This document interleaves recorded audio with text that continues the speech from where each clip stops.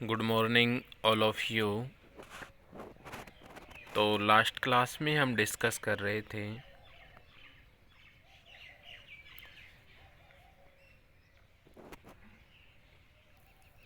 LMCT संक्रमण। और LMCT जो संक्रमण है, आवेश स्थानांतरण जो संक्रमण होता है उसका प्रकार होता है। तो सेकंड यहाँ पे आज की क्लास में हम डिस्कस करेंगे MLCT अर्थात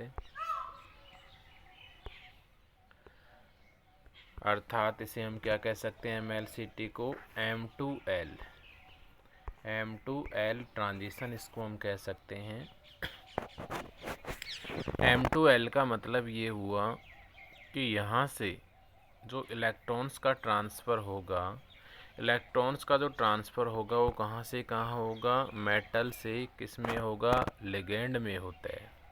अर्थात धातु से इलेक्ट्रॉनों का ट्रांसफ़र यदि लिगेंड में होता है तो इस प्रकार का जो ट्रांजिशन होता है उसको हम किस नाम से जानते हैं, मेटल टू लिगेंड ट्रांजिशन। अर्थात धातु से लिगेंड में इलेक्ट्रॉनों के संक्रमण के नाम से इसको जानते हैं, MLCT के नाम से इसको जाना जाता है। तो MLCT जो संक्रमण है, ट्रांजिशन जो है, इसकी परिभाषा में आप क्या बता सकते हो कि जब इलेक्ट्रॉनों का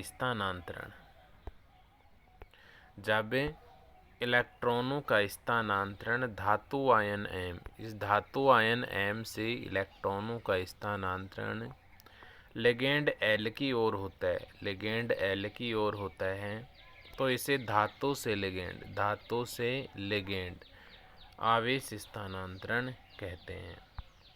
तो इसकी परिभाषा में आपको क्या बताना है, यहाँ से MLCT जो संक्रमण होता है, इस संक्रमण में धातु आयन जो होता है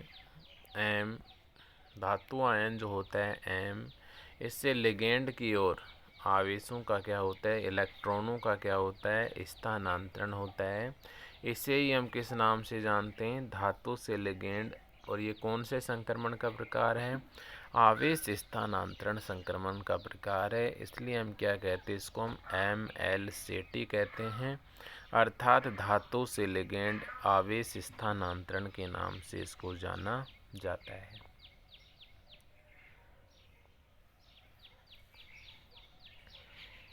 नंबर 2 देखिए, इसमें यहाँ से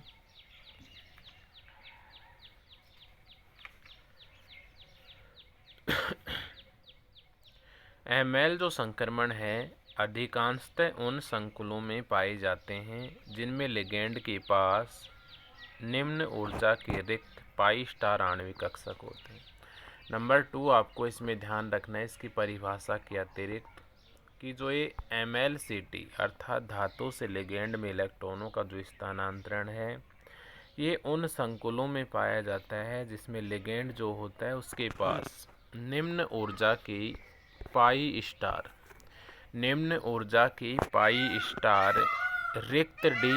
रिक्त ऑर्बिटल होते हैं। पाई स्टार कैसे ऑर्बिटल होते हैं, उनके पास रिक्त ऑर्बिटल होते हैं। तो इसकी परिभाषा के बाद नंबर 2 आपको यहाँ पे ध्यान रखना है कि MLCT जो है अर्थात M2 जो L संक्रमण है अधिकांशतः उन संकुलों में पाया जाता है जिनमें लिगेंड के पास निम्न ऊर्जा की पाई स्टार रिक्त कक्षक पाए जाते हैं।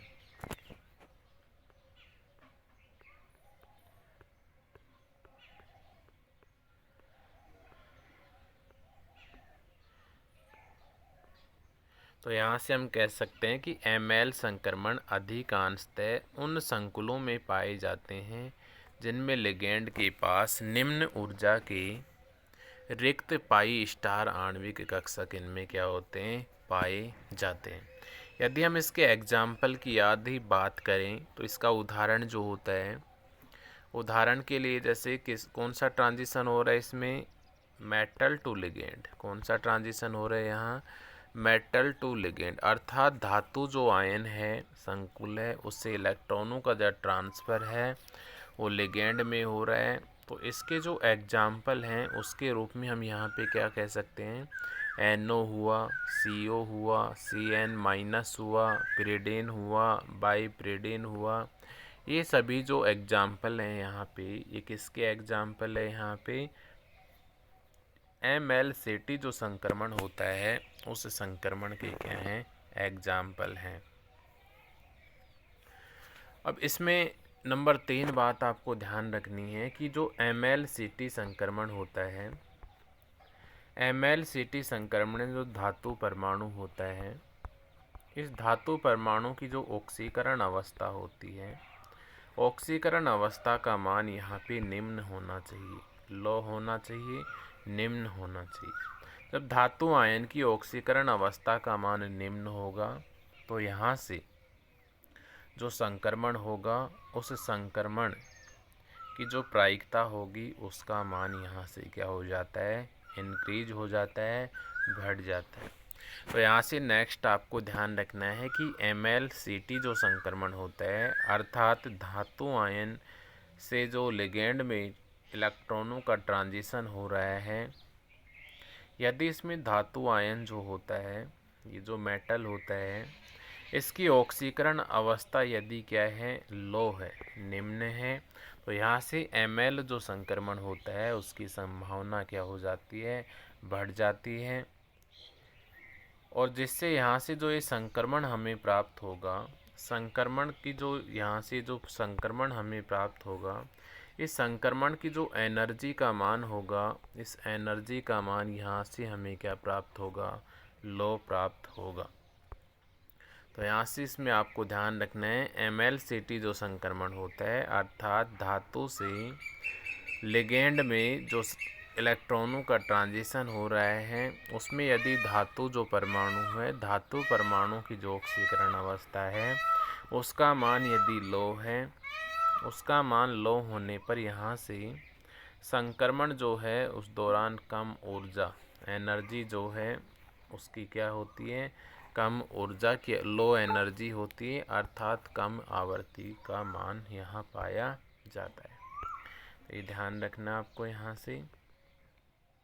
और इसके एग्जाम्पल की यदि हम बात करें यहाँ पे, तो कौन कौन सी होते हैं इसके एग्जाम्पल, NO हुआ, CO हुआ, CN माइनस हुआ, पिरिडीन हुआ, बाईपिरिडीन हुआ आदि।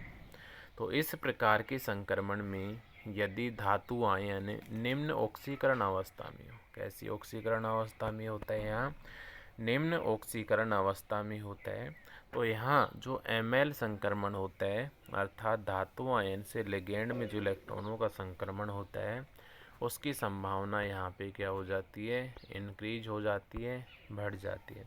और इस संक्रमण के दौरान जो ऊर्जा होगी वो क्या होगी, कम ऊर्जा होगी, और आवर्ती का मान भी क्या होगा, निम्न होगा।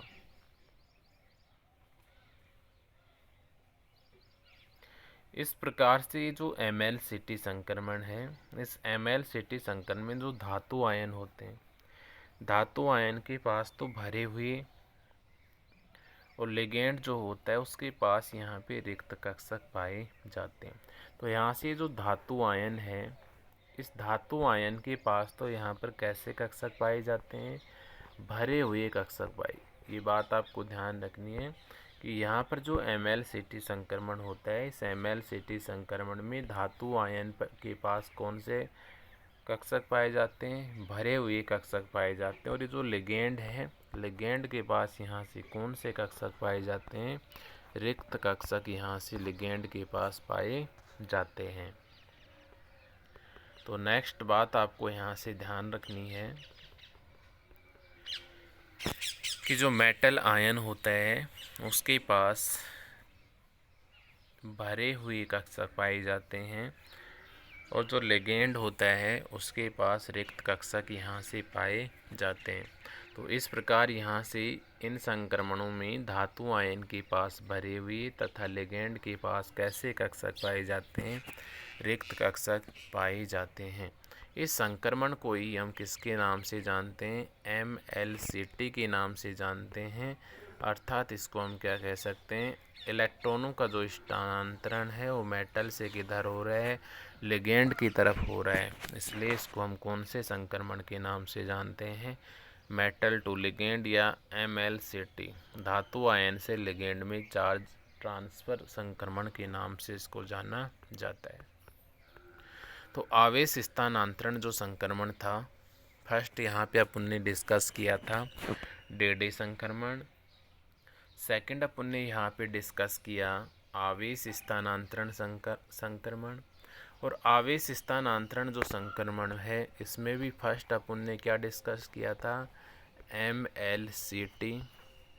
अर्थात इसको अपन ने किससे किससे बोला था, फर्स्ट यहाँ पे अपन ने डिस्कस किया था LMCT, और सेकंड अभी अभी अपन ने क्या डिस्कस किया, MLCT। LMCT जो है इसको अपन ने क्या लिखा था, लिगेंड टू मेटल, और जो MLCT इसको अपन ने क्या लिखा, मेटल टू लिगेंड। ये दोनों जो प्रकार हैं, ये किसके प्रकार हैं, आवेश स्थानांतरण जो संक्रमण होता है उसके ये प्रकार है। फर्स्ट जो टाइप है LMCT। LMCT में होता क्या है, LMCT में लिगेंड जो होता है, इससे इलेक्ट्रॉनों का जो ट्रांसफ़र है वो मेटल की तरफ होता है। MLCT में क्या होता है, इलेक्ट्रॉनों का जो ट्रांसफ़र है धातु आयन से लिगेंड की तरफ होता है। इसके पश्चात अपन ने यहाँ से LMCT जो है इसकी 5-6 जो एग्जाम्पल थे, अपन ने क्वेश्चंस एग्जाम में किस प्रकार से पूछे जाते हैं, रंग के लिए जिम्मेदार होता है ये LMCT, तो इसके बारे में क्वेश्चंस अपन ने सॉल्व किए थे। इसके बाद आज की क्लास में अपन ने क्या डिस्कस किया, MLCT क्या होता है, इसके बारे में यहाँ पे अपन ने अध्ययन किया है। तो ये था आपका आवेश स्थानांतरण संक्रमण। दो प्रकार के होते हैं, LMCT और MLCT। इसके बाद में यहाँ से अपन ने जो दोनों संक्रमण यहाँ से पढ़े हैं, डे संक्रमण और आवेश स्थानांतरण संक्रमण, इन दोनों संक्रमणों में क्या अंतर होता है उसके बारे में यहाँ से हम डिस्कस करते हैं। तो आपका यहाँ से नेक्स्ट टॉपिक आता है आवेश स्थानांतरण संक्रमण। नेक्स्ट जो टॉपिक आता है आपको आवेश स्थानांतरण संक्रमण तथा डे संक्रमण में प्रमुख अंतर लिखिए। तो यहाँ से वो आपसे आवेश स्थानांतरण जो संकुल है और डे जो संक्रमण है उसमें यदि अंतर लिखवाता है, तो यहाँ से इनमें मुख्यतया मेनली जो ये संक्रमण होता है इसमें मेनली कितने अंतर पाए जाते हैं, मुख्यतया आवेश स्थानांतरण जो संक्रमण होता है और डे जो संक्रमण होता है, इनमें 5 मुख्य अंतर पाए जाते हैं। डे संक्रमण मैंने आपको पढ़ाया था, तो डे संक्रमण में 5 बातें मैंने आपको बताई थी कि डे संक्रमण होगा तो क्या क्या होगा, और उसके पश्चात आवेश स्थानांतरण संक्रमण आपको पढ़ाया था, उसमें बताया था मैंने 5 बातें इसकी। तो यहाँ से उनको अंतर के रूप में यहाँ पे हम लिख लेते हैं। तो देखिए ये आपको पढ़ा दिया है मैंने, फिर भी आप इसको दोबारा से देख लीजिए एक बार। आवेश स्थानांतरण संक्रमण तथा डे संक्रमण में प्रमुख अंतर। क्वेश्चन आपको इस प्रकार से पूछे कि आवेश स्थानांतरण संक्रमण तथा डे संक्रमण में प्रमुख अंतर लिखिए, तो इस प्रकार से आपको ये सारणी बनानी है। सारणी इस प्रकार से आपको बनानी है, इसमें सीरियल नंबर 1 2 3 4 5 तक बनाना है। इसके पश्चात फर्स्ट जो कॉलम है इसमें आपको लिखना है डे संक्रमण, सेकंड जो कॉलम है इसमें आपको क्या लिखना है, आवेश स्थानांतरण संक्रमण। तो देखिए यहाँ से फर्स्ट जो इसका डे संक्रमण का जो गुण है वो क्या है, इलेक्ट्रॉनों का संक्रमण एक ही धातु आयन की डी कक्षकों के मध्य होता है। तो डे संक्रमण में फर्स्ट बात आपको ये ध्यान रखनी है कि इलेक्ट्रॉनों का जो संक्रमण होता है वो एक ही धातु जो होता है, एक ही धातु के जो आयन होते हैं उनके जो डी कक्षक होते हैं उनके मध्य में यहाँ पर संक्रमण होता है। लेकिन आवेश स्थानांतरण जो संक्रमण होते हैं इनमें जो इलेक्ट्रॉनों का संक्रमण होता है वो धातु आयन तथा लिगेंड अणुओं के मध्य में होता है। तो डी संक्रमण में इलेक्ट्रॉनों का संक्रमण धातु आयन के डी कक्षकों के मध्य होता है। आवेश स्थानांतरण संक्रमण में इलेक्ट्रॉनों का संक्रमण धातु आयन और जो लिगेंड होते हैं, धातु आयन और जो लिगेंड होते हैं उनके अणुओं के मध्य में पाया जाता है। नंबर 2 क्या बताओगे यहाँ पे डी संक्रमण में कि आवेश स्थानांतरण संक्रमण की तुलना में ये संक्रमण कम ऊर्जा और कम आवृत्ति पर होते हैं। तो यहाँ से आपको ध्यान रखना है डी जो संक्रमण होते हैं ये कम आवेश और कम ऊर्जा या कम आवृत्ति पर संपन्न होते हैं। डी संक्रमण जब संपन्न होते हैं तो इनके लिए ऊर्जा की आवश्यकता कम होती है और आवर्ती का मान भी क्या होता है, कम होता है। और जो डी संक्रमण होते हैं साधारणतया दृश्य क्षेत्र में होते हैं। डी संक्रमण मुख्यतया कौन से क्षेत्र में यहाँ पे संपन्न होते हैं, दृश्य क्षेत्र में ये क्या होते हैं, संपन्न यहाँ से होते हैं। आवेश स्थानांतरण संक्रमण की यदि हम बात करें तो यहाँ से हम क्या कह सकते हैं कि डी संक्रमण की तुलना में ये संक्रमण अधिक ऊर्जा पर होते हैं। तो यहाँ से डी संक्रमण में तो आपको ध्यान रखना है कि ये संक्रमण कम ऊर्जा और कम आवृत्ति पर संपन्न होते हैं। आवेश स्थानांतरण संक्रमण डी संक्रमण की तुलना में अधिक ऊर्जा और आवृत्ति पर क्या होते हैं, संपन्न होते हैं। डी संक्रमण दृश्य क्षेत्र में होते हैं, लेकिन जो आवेश स्थानांतरण संक्रमण है वो कौन से क्षेत्र में संपन्न होते हैं, पराबैंगनी क्षेत्र में ये संक्रमण यहाँ से क्या होते हैं, संपन्न होते हैं। इसके बाद डी संक्रमण में मैं थर्ड यहाँ से बात करूँ कि ये जो संक्रमण होते हैं डी संक्रमण साधारणतया, ये बताया था मैंने आपको, डी संक्रमण जो होते हैं साधारणतया 10,000 से 30,000 सेमी इनवर्स की परास में ये क्या होते हैं, संपन्न होते हैं। तो डी संक्रमण के लिए इनकी जो परास होती है वो कितनी होती है, 10,000 से 30,000 सेमी इनवर्स के मध्य में पाई जाती है। लेकिन जो आवेश स्थानांतरण संक्रमण होते हैं इनकी जो परास का मान होता है वो कितना होता है, 50,000 सेमी इनवर्स से भी अधिक पाया जाता है। नंबर 4 यहाँ पे डी संक्रमण में आपको क्या ध्यान रखना है कि आवेश स्थानांतरण संक्रमण वाले यौगिकों की तुलना में इन यौगिकों के रंग कम गहरे होते हैं। ये मैंने आपको कल पढ़ाया था LMCT, और LMCT में मैंने आपको बताया था कि यहाँ पे डी नोट जो इलेक्ट्रॉनिक विन्यास रखते हैं वो डी संक्रमण प्रदर्शित नहीं करते हैं। कौन सा संक्रमण प्रदर्शित करते हैं, LMCT जो है वो प्रदर्शित करते हैं यहाँ पे। इसलिए आवेश स्थानांतरण जो संक्रमण होता है इसके कारण जो संकुल यौगिक होते हैं, संकुल आयन जो होते हैं उनका रंग क्या होता है, गहरा होता है। इसलिए हम यहाँ से क्या कह सकते हैं 4 पॉइंट के रूप में कि आवेश स्थानांतरण संक्रमण वाले यौगिकों की तुलना में इन यौगिकों के रंग कम गहरे होते हैं। अर्थात डी संक्रमण जिनमें होगा उन यौगिकों के रंग कम गहरे होंगे, और आवेश स्थानांतरण जो संक्रमण होगा उन यौगिकों में जो संकुल आयन होंगे उनके रंग कैसे होंगे, गहरे हमें प्राप्त होते हैं।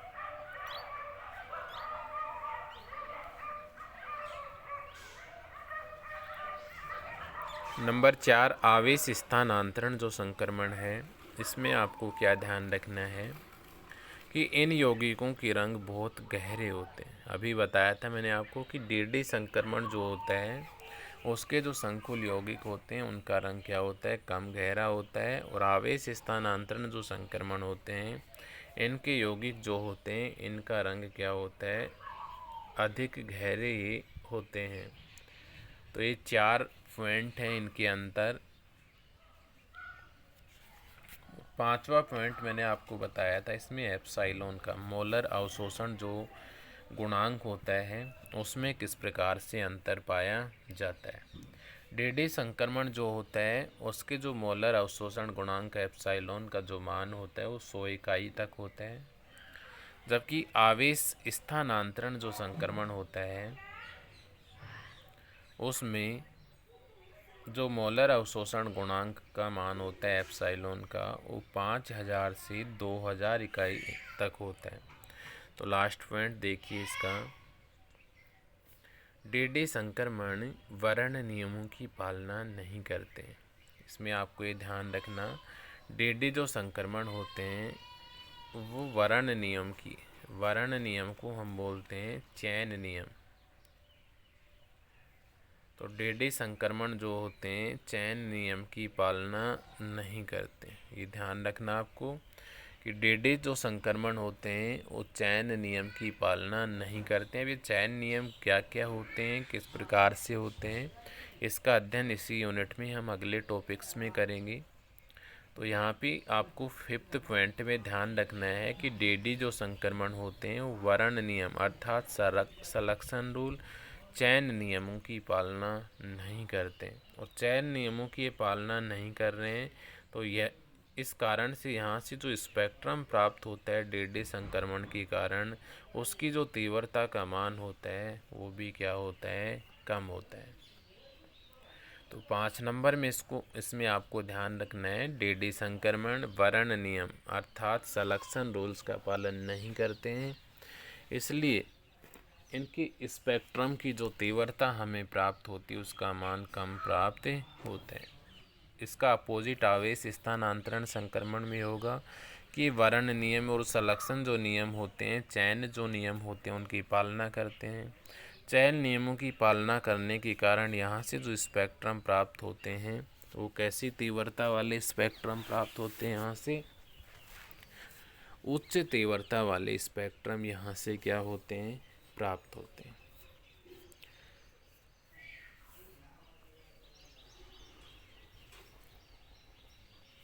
अब यहाँ से डीडी संक्रमण के अगर मोलर अवशोषण गुणांक की बात करें हम, यहाँ पे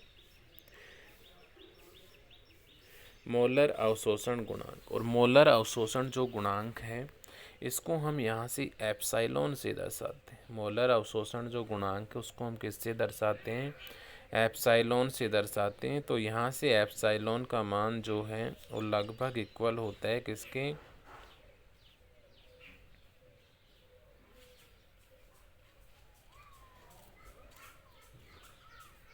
लगभग इक्वल होता है 100 इकाई के।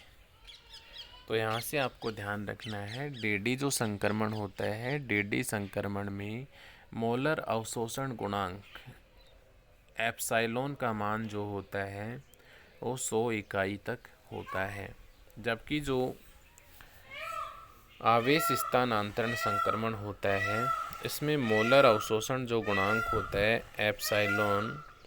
एप्सिलॉन का मान यहाँ पे कितना पाया जाता है, एप्सिलॉन का मान यहाँ पे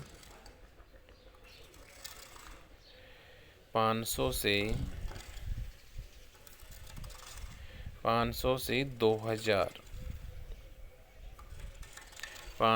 2000 के मध्य में पाया जाता है। तो ये 5 जो पॉइंट्स हैं ये आपको ध्यान रखने हैं। डीडी संक्रमण और जो आवेश स्थानांतरण संक्रमण होता है उनमें क्या अंतर होता है।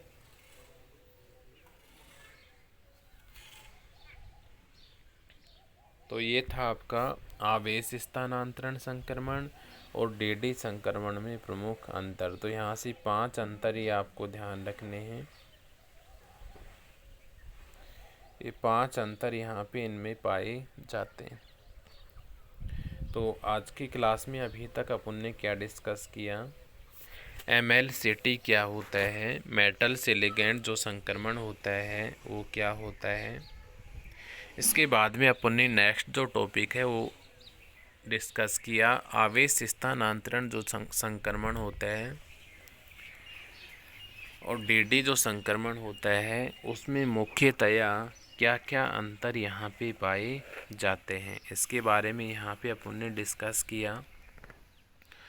इसमें मुख्यतया 5 अंतर यहाँ पे पाए जाते हैं। डेडी संक्रमण और आवेश जो स्पेक्ट्रा होता है उसमें। इसके बाद आज का नेक्स्ट टॉपिक हम यहाँ पे स्टार्ट कर रहे हैं, डेडी संक्रमण के लिए वर्ण नियम। डेडी जो संक्रमण होता है, डेडी संक्रमण मैंने बताया आपको क्या होता है। डेडी संक्रमण में ये 5 बातें आपको ध्यान रखनी है। वो पूछे अगर आपसे कि डेडी संक्रमण होता क्या है, तो यहाँ से ये 5 बातें आपको डेडी संक्रमण में लिख देनी है। तो अब इसके पश्चात नेक्स्ट टॉपिक हम यहाँ पे क्या कर रहे हैं, डेडी जो संक्रमण अपन ने पढ़ा है, इस संक्रमण के लिए वर्ण जो नियम होते हैं, चयन जो नियम होते हैं, उनके बारे में यहाँ पे हम क्या करेंगे, अध्ययन यहाँ पे करेंगे। तो देखिए यहाँ से इसको, डेडी संक्रमण के लिए वर्ण नियम, अर्थात इसको हम कह सकते हैं डेडी जो ट्रांजिशन होता है उसके लिए सलेक्शन रूल्स। और वर्ण जो नियम होता है, वर्ण नियम को इंग्लिश में हम क्या कहते हैं, सलेक्शन रूल्स के नाम से बोलते हैं। और वर्ण नियम को हम चयन नियम भी कहते हैं। वर्ण नियम का दूसरा नाम क्या है, चयन नियम। और इसको इंग्लिश में हम क्या कहते हैं, सलेक्शन रूल के नाम से इसको जाना जाता है। तो यहाँ से ये टॉपिक है, इस प्रकार भी हो सकता है कि डेडी संक्रमण के लिए चयन नियम को समझाइए। डेडी संक्रमण के लिए चयन नियम को समझाइए, या डेडी संक्रमण के लिए वर्ण नियम या सलेक्शन रूल्स के बारे में बताइए। तो यहाँ से इसमें आपको क्या ध्यान रखना है, डेडी जो संक्रमण होता है इसमें जो सलेक्शन रूल्स होता है उसकी परिभाषा में आप क्या बता सकते हो यहाँ से कि डी कक्षकों में इलेक्ट्रॉनों का संक्रमण जिन नियमों द्वारा संचालित किया जाता है वे नियम क्या कहलाते हैं, वर्ण नियम कहलाते हैं।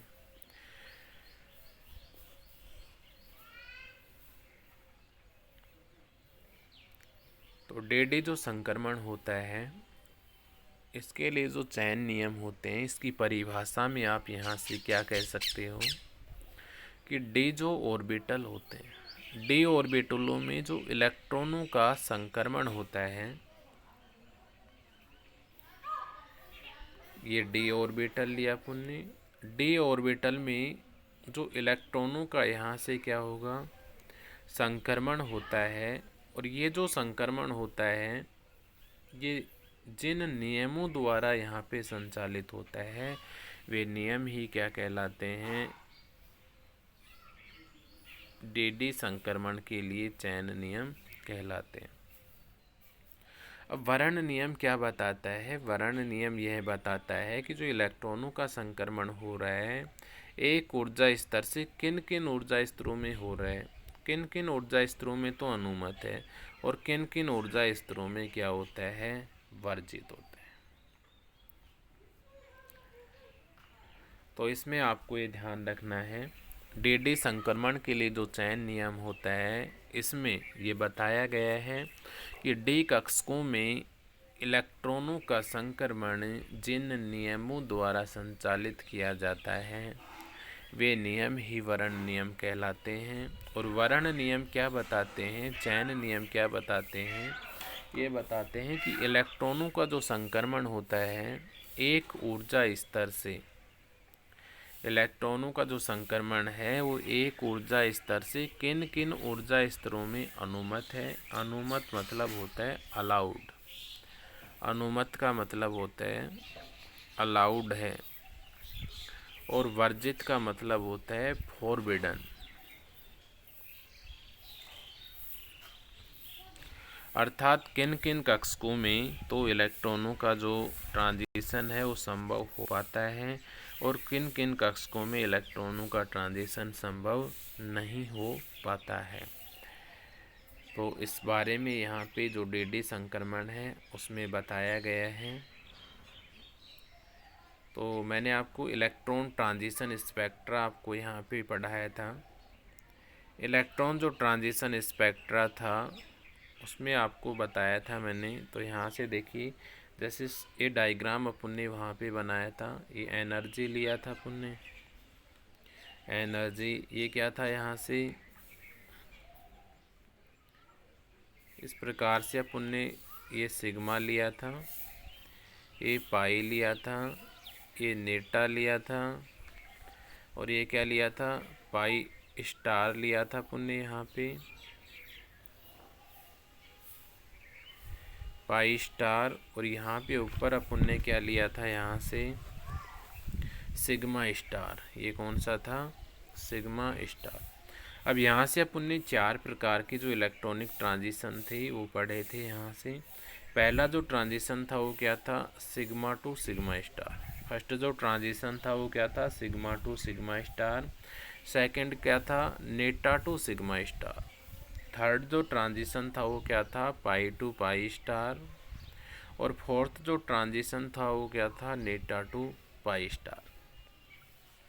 तो यहाँ पे अपन ने एनर्जी के मध्य में यहाँ से जो आणविक कक्षकों के ऊर्जा स्तर बनाए थे, यहाँ पे अपन ने 4 प्रकार के ट्रांजिशन पढ़े थे। Sigma, sigma to sigma star, नेटा to sigma star, pi to pi star, और नेटा टू पाई स्टार। तो ये जो चारों जो ये संक्रमण यहाँ पे हो रहे हैं, ये चारों जो संक्रमण हैं, ये चारों संक्रमण यहाँ पे अलाउड संक्रमण कहलाते हैं। कौन से संक्रमण कहलाते हैं, अलाउड संक्रमण कहलाते हैं, अर्थात अनुमत संक्रमण यहाँ पे ये कहलाते हैं। क्योंकि ये जो चारों जो संक्रमण है चैन नियम्स की क्या करते हैं, पालना करते हैं। तो जो संक्रमण, तो यहाँ से हम क्या कह सकते हैं कि जो संक्रमण चैन नियमों की अर्थात वर्ण नियम की अर्थात सलेक्शन रूल्स की पालना करती हैं, उनको हम क्या कहते हैं, अनुमत संक्रमण कहते हैं। और जो चैन नियमों की पालना नहीं करते हैं उनको हम क्या कहते हैं, वर्जित संक्रमण कहते हैं।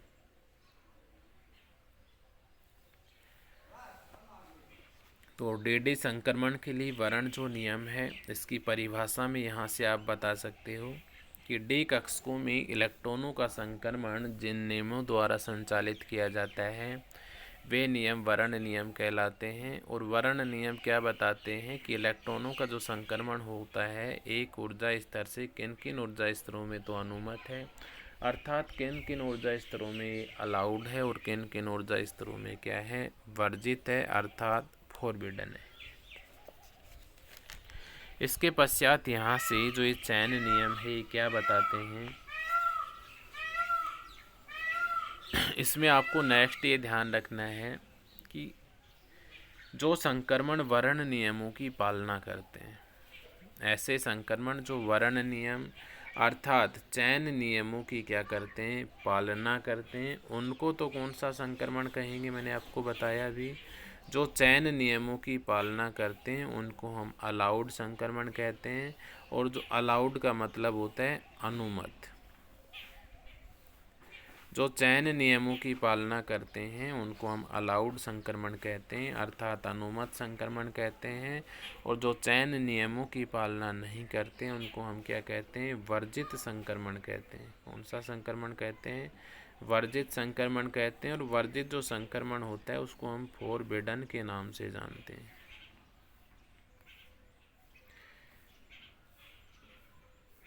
और वर्ण जो नियम होते हैं, वर्ण नियमों की सहायता से हम जो बैंड होता है, बैंड की जो तीव्रता होती है उसका क्या करते हैं, यहाँ से निर्धारण करते हैं। तो ये था आपका सलेक्शन डी जो संक्रमण होता है उसके लिए वर्ण नियम। अब इसके पश्चात यहाँ से जो ये वर्ण नियम है ये मुख्यतया 2 प्रकार के होते हैं। वर्ण नियम यहाँ पे कितने प्रकार के होते हैं, 2 प्रकार के होते हैं। एक चक्रण वर्ण नियम होता है, चक्रण वर्ण नियम। और चक्रण वर्ण जो नियम होता है इसको हम बोलते हैं स्पिन सलेक्शन रूल। दूसरा जो वर्ण नियम होता है उसको हम बोलते हैं लैपोर्ट सलेक्शन रूल, लैपोर्ट वर्ण नियम। इसमें आगे देखिए आप, ये बता ही दिया मैंने आपको कि इस प्रकार जो संक्रमण वर्ण नियमों की जो पालना करेगा उसको तो हम क्या कहेंगे, अलाउड कहेंगे, अलाउड संक्रमण कहेंगे। और जो वर्ण नियमों की पालना नहीं करते हैं अर्थात चयन नियमों की पालना नहीं करते हैं उन्हें हम क्या कहते हैं, फॉरबिडन संक्रमण के नाम से जानते हैं। तो जो संक्रमण वर्ण नियमों की पालना करते हैं उन्हें हम अनुमत संक्रमण कहते हैं, और जो वर्ण नियमों की पालना नहीं करते हैं उन्हें हम क्या कहते हैं, फॉरबिडन संक्रमण के नाम से हम इसको जानते हैं। और इसके बाद मैंने आपको बताया था कि वर्ण जो नियम है इसकी सहायता से हम बैंड की जो तीव्रता होती है उसकी हम यहाँ से क्या कर सकते हैं, व्याख्या यहाँ से हम कर सकते हैं।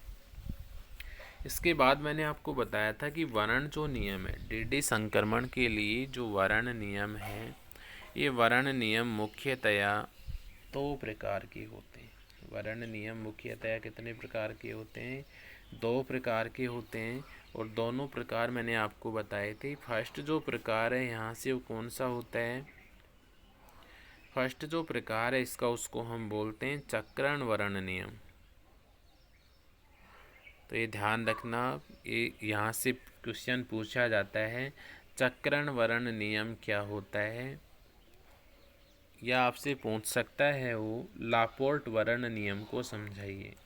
तो यहाँ पे हम दो नियम पढ़ेंगे, एक तो चक्रण वर्ण नियम और दूसरा नियम कौन सा पढ़ेंगे यहाँ से हम, लापोर्ट नियम।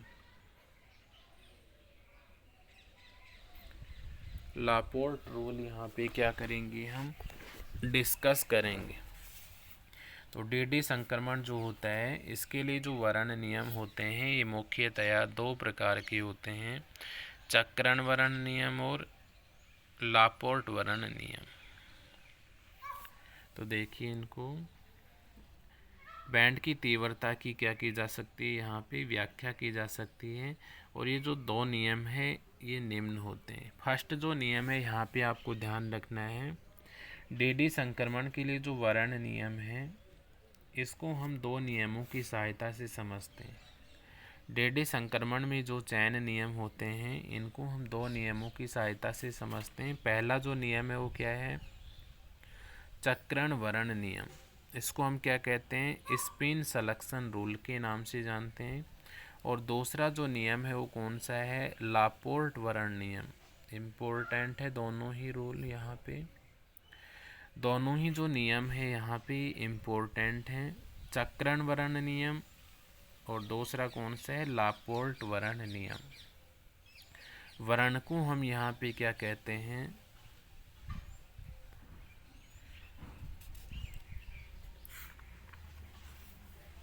वर्ण को यहाँ पे हम कहते हैं चैन। तो यहाँ से फर्स्ट नियम कौन सा हो गया, चक्रण चयन नियम या चक्रण वर्ण नियम, स्पिन सलेक्शन रूल। दूसरा कौन सा हो गया यहाँ पे, लापोर्ट वर्ण नियम या लापोर्ट चयन नियम, या इसको हम क्या कहते हैं, लापोर्ट सलेक्शन रूल। अब इसके बाद यहाँ पे हम पहले इसके सिद्धांत की बात कर लेते हैं। जो ये दोनों हैं चक्रण वर्ण नियम और लापोर्ट जो वर्ण नियम है किस सिद्धांत पर यहाँ पे काम करते हैं। तो वर्ण नियम इस मूल सिद्धांत पर आधारित हैं कि इलेक्ट्रॉनिक संक्रमण ऊर्जा स्तरों के निर्धारण क्षेत्र में होता है। तो यहाँ से आपको ध्यान रखना है फर्स्ट बात इसमें कि वर्ण नियम जो चयन नियम होते हैं वो इस मूल सिद्धांत पर आधारित होते हैं कि इलेक्ट्रॉनिक जो संक्रमण होते हैं वो ऊर्जा क्षेत्र जो होते हैं, ऊर्जा स्तर होते हैं, उनके निर्धारित क्षेत्रों में संपन्न होते हैं। जिस प्रकार से मैंने आपको बताया था यहाँ पे देखिए, डीडी जो संक्रमण होता है वो कौन से क्षेत्र में होता है, दृश्य क्षेत्र में संपन्न होता है। इसी प्रकार जो यहाँ से आवेश स्थानांतरण जो संक्रमण था वो कौन से क्षेत्र में संपन्न हो रहा था, पराबैंगनी क्षेत्र में ये क्या हो रहा था, संपन्न हो रहा था। तो यहाँ से आपको ध्यान रखना है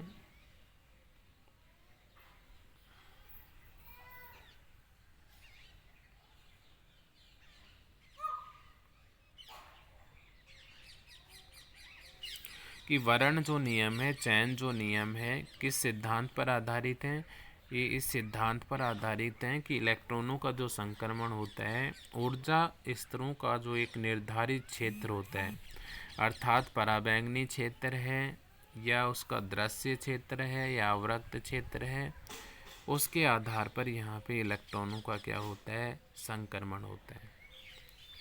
इन इलेक्ट्रॉनिक संक्रमणों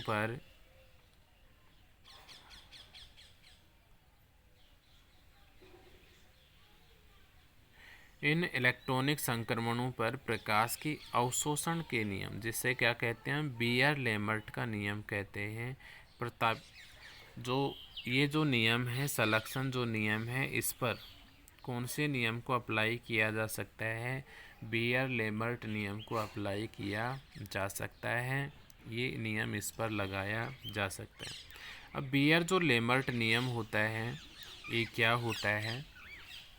बीयर लेमर्ट नियम के बारे में अपन ने फिजिकल जो केमिस्ट्री है उसके अंतर्गत विस्तार से अध्ययन किया था।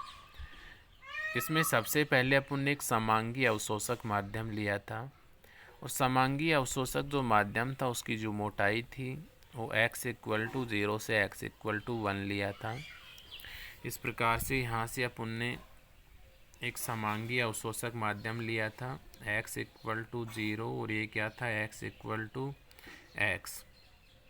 इसके पश्चात यहाँ से क्या किया था, इस समांगी अवशोषक माध्यम की एक सतह पर प्रकाश की एक वर्णी किरणों का क्या किया था, आपतन किया था। इसको हमने क्या कहा था, आई नोट। अब इसके पश्चात ये क्या होती हैं, कुछ किरणें यहाँ से इस माध्यम द्वारा परावर्तित कर दी जाती हैं।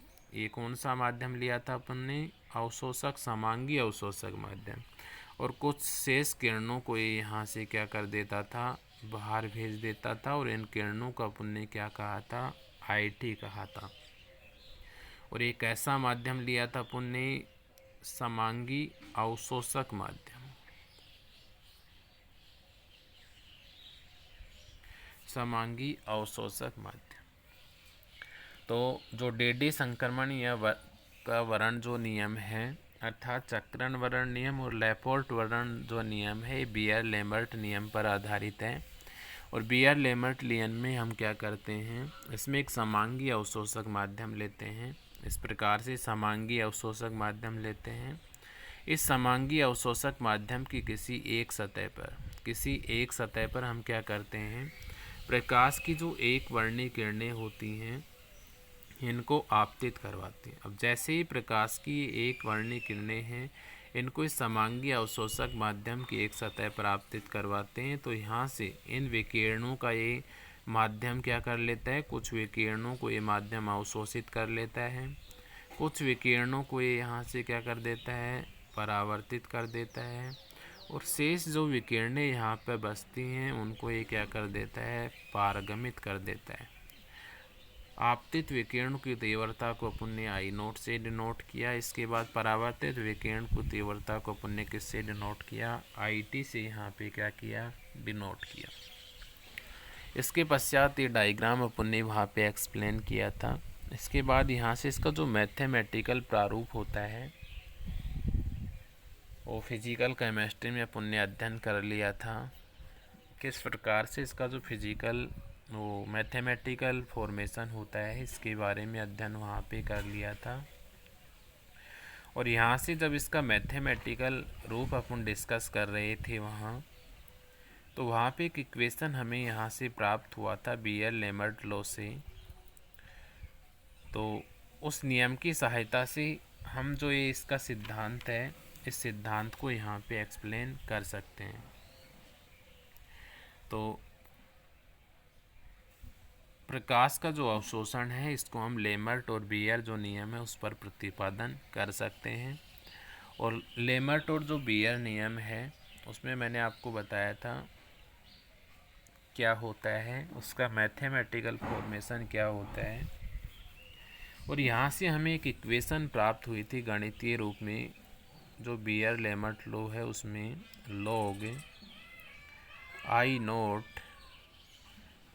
log I naught by I equal to A equation हमें प्राप्त हुई थी वहाँ पे। log I naught by I equal to A. अब यहाँ पे देखिए, यहाँ पे आई नोट क्या है, आई नोट इक्वल टू आपतित विकिरण की तीव्रता।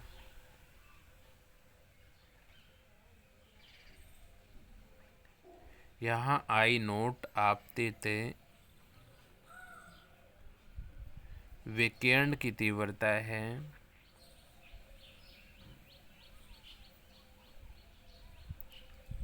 आई नोट आपतित विकिरण की तीव्रता है। आई यहाँ पे क्या कहलाता है, ये आई नोट हो गया। अभी डायग्राम में मैंने आपको बताया था कि आई टी लिख लेते हैं अपन इसको। तो ये आई टी क्या है, यहाँ पे आई टी इक्वल टू पारगमित प्रकाश की तीव्रता।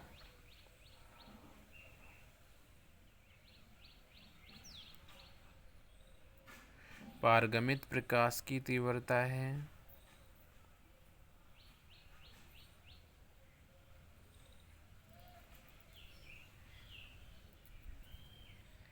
और ए यहाँ पे क्या कहलाता है, ए यहाँ अवशोषणांक कहलाता है।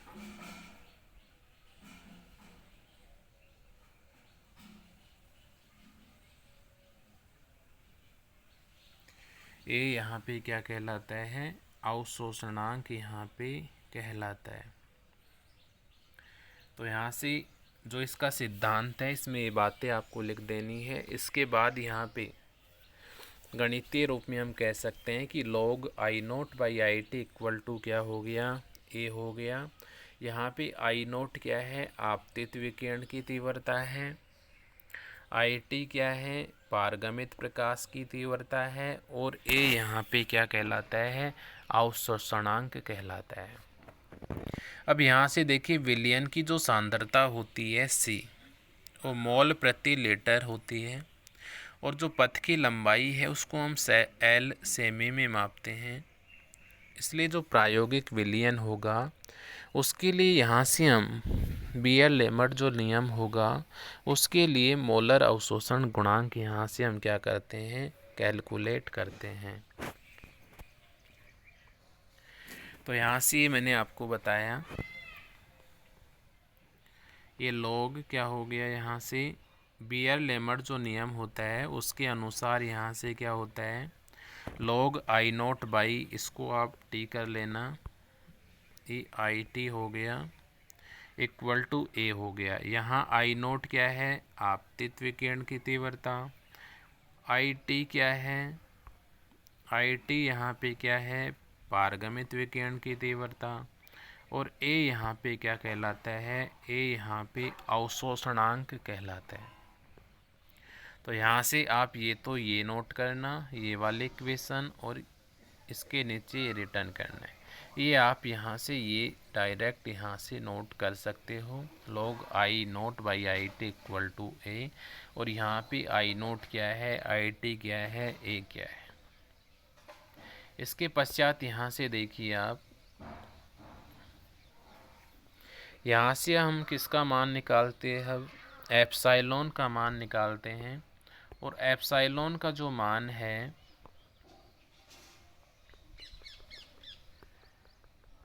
जो बियर लेमर्ट लॉ पढ़ा था अपन ने, उस नियम के अनुसार यहाँ पे एप्सिलॉन जो होता है, एप्सिलॉन इक्वल टू क्या होता है, A by C dot L.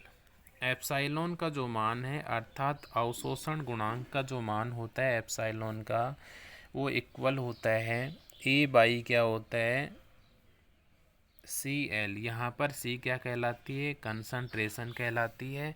और एल यहाँ पे क्या कहलाता है, उसकी लेंथ कहलाती है। और एप्सिलॉन यहाँ पे क्या कहलाता है, वो कहलाता है, एप्सिलॉन यहाँ पे अवशोषण गुणांक कहलाता है।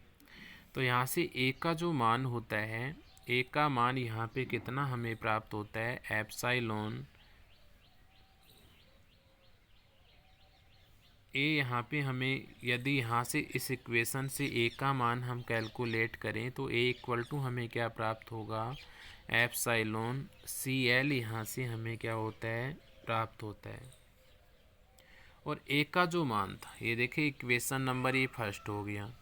इस इक्वेशन नंबर फर्स्ट से मैं ए के स्थान पे यहाँ पे क्या पुट कर सकता हूँ, इस ए के स्थान पे यहाँ पे आप क्या पुट कर सकते हो इस इक्वेशन में, log I नॉट बाई क्या पुट कर सकते हैं, IT।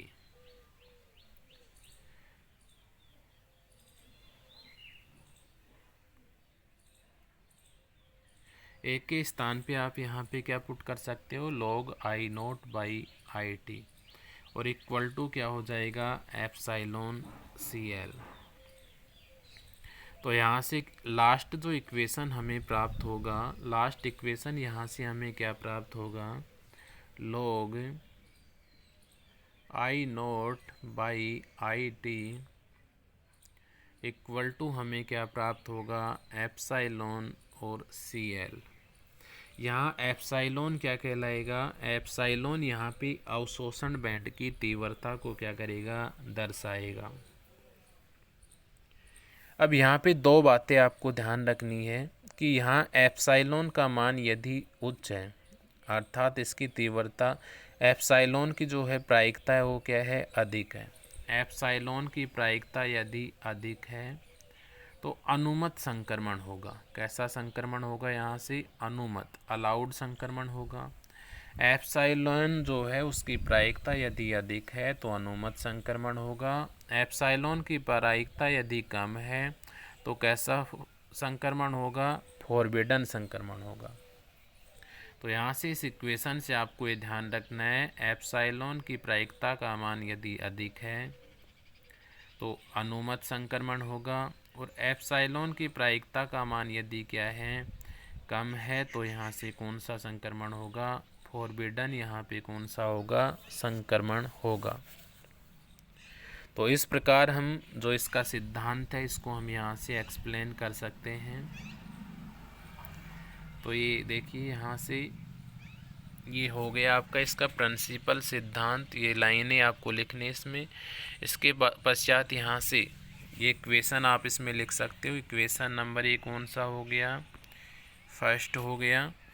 इसके नीचे लिख सकते हो आप, या डायरेक्ट आप यहाँ से ये लिख सकते हो, ये फॉर्मूला। इसको इक्वेशन नंबर कौन सा डालोगे, फर्स्ट। इसके बाद मैंने आपको बता दिया है, चूँकि विलयन जो होती है उसकी सांद्रता, विलयन की जो सांद्रता उसको C मोल प्रति लीटर लिया, और पथ की जो लंबाई उसको L सेमी लिया है अपन ने। इसलिए जो प्रायोगिक विलयन है उसके लिए मोलर अवशोषण गुणांक का जो मान है, और मोलर अवशोषण जो गुणांक है उसको हम किससे दर्शा रहे हैं, यहाँ पे एप्सिलॉन से क्या दर्शाते हैं, उसका मान यहाँ से हम निकाल लेते हैं। और एप्सिलॉन यहाँ पे क्या होता है, ध्यान रखना, एप्सिलॉन का जो मान होता है, एप्सिलॉन इक्वल टू यहाँ पे होता है A/C.L। और यहाँ से इक्वेशन जब नंबर ये जो क्या है 2 है, इस इक्वेशन नंबर 2 से हम यहाँ से किसका मान निकाल सकते हैं, ए का मान निकाल सकते हैं। इक्वेशन नंबर कौन सा हो जाएगा, third. Equation number third, equation number यहाँ से हमें थर्ड प्राप्त हुआ, A equal to epsilon CL। From equation first and third क्या लिख सकते हो यहाँ से, from equation first and equation third. Equation first and third से, ये थर्ड इक्वेशन है, इक्वेशन फर्स्ट और थर्ड से आप यहाँ से क्या लिख सकते हो, क्योंकि ए का जो मान था वो किसके इक्वल था, log I नॉट बाई किसके, IT के इक्वल था। तो यहाँ से क्या लिख सकते हो आप, ये T हो गया,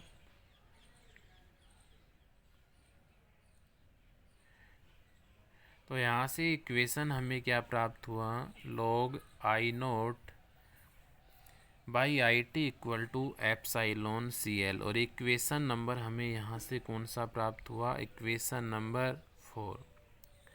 एप्सिलॉन यहाँ पे क्या कहलाता है, अवशोषण बैंड की जो तीव्रता है उसके मान को ये यहाँ पे क्या करता है, दर्शाता है। इसके बाद यहाँ से मैंने आपको बताया था कि अनुमत संक्रमण कब होगा। अनुमत संक्रमण से अभिप्राय यह है कि इस प्रकार के संक्रमण की होने की प्रायिकता क्या होगी, अधिक होगी। और ये कब होगी? अनुमत संक्रमण से अभिप्राय यह है कि इस प्रकार के संक्रमण की होने की प्रायिकता अधिक होगी। साथ ही यह कैसी तीव्रता वाले होंगी, उच्च तीव्रता वाले होंगी। अर्थात एप्सिलॉन का जो मान है, एप्सिलॉन का मान यदि क्या होगा, ज़्यादा होगा। एप्सिलॉन का मान यदि ज़्यादा होगा तो यहाँ से हमें कौन सा संक्रमण प्राप्त होगा, अनुमत संक्रमण हमें यहाँ से क्या होगा, प्राप्त होगा। और यदि एप्सिलॉन का जो मान है वो कम है तो हमें यहाँ से कौन सा संक्रमण प्राप्त होगा, हमें यहाँ से जो वर्जित संक्रमण है वो क्या होगा, प्राप्त होगा।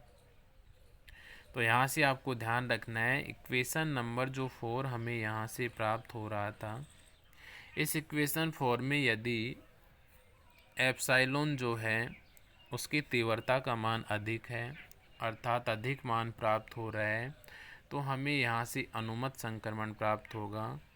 और यदि हमें एप्सिलॉन का जो मान है वो बहुत कम प्राप्त होता है तो यहाँ से हमें वर्जित संक्रमण प्राप्त होगा।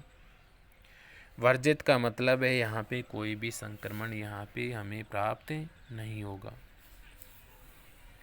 अब ये जो कारण है, इस कारण से ही क्या होता है कि जो डेडी संक्रमण होते हैं वो वर्जित संक्रमण होते हैं। तो यहाँ से आपको ध्यान रखना है, डेडी जो संक्रमण होते हैं, डेडी संक्रमण कौन से संक्रमण होते हैं, वर्जित संक्रमण होते हैं। वर्जित का मतलब क्या होता है, फोरबिडन संक्रमण होते हैं। और आवेश स्थानांतरण जो संक्रमण होते हैं वो क्या होते हैं, यहाँ पे अनुमत संक्रमण होते हैं। अब डेडी जो संक्रमण हैं, डेडी संक्रमण यहाँ पे क्या है, वर्जित हैं, फोरबिडन है। और आवेश क्या हैं, अनुमत हैं। इसलिए डेडी जो संक्रमण है वर्जित हैं, इसलिए इनके जो बैंड की तीव्रता होगी, इनके बैंड की जो तीव्रता होगी उसका मान क्या होगा, कम होगा।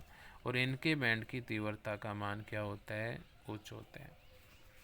इसलिए यहाँ से जो डेडी संक्रमण होता है, डेडी संक्रमण की बैंड की तीव्रता का मान हमेशा कम होता है, क्योंकि ये कैसे संक्रमण दर्शाते हैं, अनुमत संक्रमण ये क्या करते हैं, दर्शाते हैं। लेकिन दूसरा जो आवेश स्थानांतरण संक्रमण है, आवेश स्थानांतरण संक्रमण जो होता है इसमें बैंड की जो तीव्रता का मान होता है ये उच्च तीव्रता के होते हैं। क्यों होते हैं, क्योंकि ये कैसे संक्रमण दर्शाते हैं, यहाँ पे अलाउड संक्रमण ये दर्शाते हैं। और अलाउड संक्रमण दर्शाने के कारण आवेश स्थानांतरण जो संक्रमण होते हैं ये अनुमत होते हैं। और डेडी जो संक्रमण होते हैं वो फोरबिडन अर्थात क्या होते हैं, वर्जित होते हैं।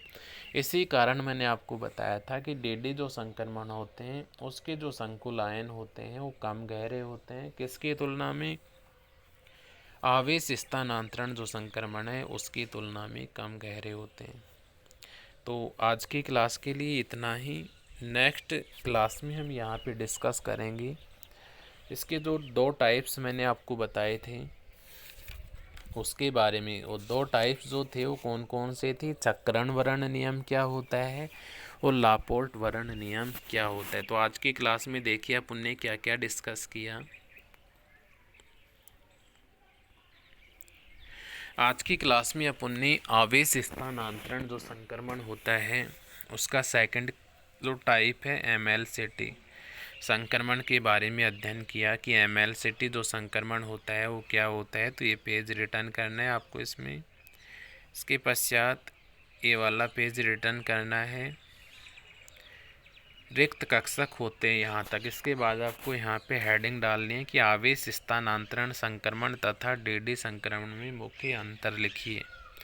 इसके पश्चात यहाँ से ये सारणी आपको बना देनी है इसके नीचे।